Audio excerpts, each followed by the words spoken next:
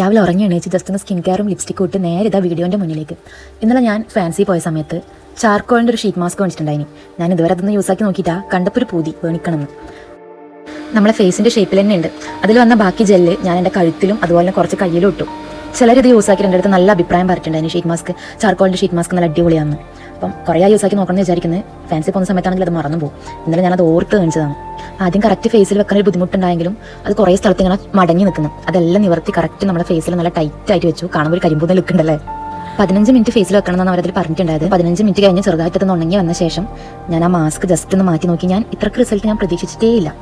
അത് മാറ്റി നോക്കുമ്പോഴേക്ക് വേറെ ഒരു ബ്രൈറ്റ് ഫേസ്, അതുപോലെ നല്ല ഗ്ലോ. എൻ്റെ ആദ്യം ഉണ്ടായ ഫേസും ഈ ഫേസും കണ്ടാൽ നിങ്ങൾക്ക് മാറ്റം മനസ്സിലാവും. നല്ല മാറ്റം എന്ന് പറഞ്ഞാൽ നല്ല മാറ്റമുണ്ട്. അപ്പോൾ അതിൽ കുറേ വേസ്റ്റായി വന്നിട്ടുണ്ടായിരുന്നു. അതെല്ലാം ഞാൻ എൻ്റെ കഴുത്തിലും അതുപോലെ കയ്യിലും ഇട്ടു.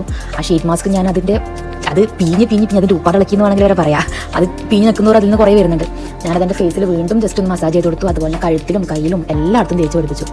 നല്ല മാറ്റമുണ്ട്. ഇനി എല്ലാവരും ഒന്ന് ട്രൈ ചെയ്ത് നോക്കട്ടോ. അപ്പോൾ ട്രൈ ചെയ്തവരുണ്ടെങ്കിൽ ജസ്റ്റ് ഒന്ന് കമൻറ്റ് ചെയ്യും. അപ്പോൾ എൻ്റെ വീഡിയോ ഇഷ്ടപ്പെട്ട എൻ്റെ ചാനൽ സബ്സ്ക്രൈബ് ചെയ്യുക, ലൈക്ക് ചെയ്യുക, ഷെയർ ചെയ്യുക. Thank you.